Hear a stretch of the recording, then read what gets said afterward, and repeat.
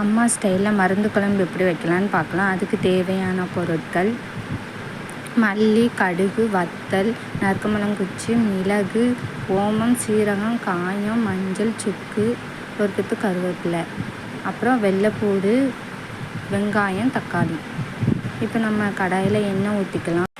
எண்ணெய் சூடானதுக்கப்புறமா உரித்து வச்ச வெள்ளைப்பூடு, வெங்காயம், தக்காளி இதெல்லாத்தையும் போட்டு நல்லா வதக்கிக்கலாம். அதுக்கப்புறமா நான் சொன்ன மருந்து பொருட்கள் எல்லாமே எண்ணெயில் வறுத்து பொடி பண்ணி வச்சுக்கலாம். இதான் நாங்கள் பொடி பண்ணி வச்சாச்சு. இப்போது நம்ம எல்லாம் வதங்கினதுக்கப்புறமா பொடி பண்ணி வச்சுருந்த மசாலாவை இதில் ஆட் பண்ணிக்கலாம். எண்ணெய் நல்லா பிரிஞ்சு வந்ததுக்கப்புறமா தேவையான அளவு உப்பு, கருவேப்பிலை, இது கூட நீங்கள் கருவாடு, முட்டை போட்டு கூட மருந்து குழம்பு செஞ்சிடலாம். இன்னும் சுவையாக இருக்கும்.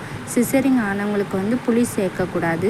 அதனால் புளி இல்லாமல் மருந்து குழம்பு நாங்கள் செஞ்சுருக்கோம். எப்படி இருக்குங்கிறத நீங்களும் வீட்டில் செஞ்சு பார்த்துட்டு கமெண்டில் சொல்லுங்கள்.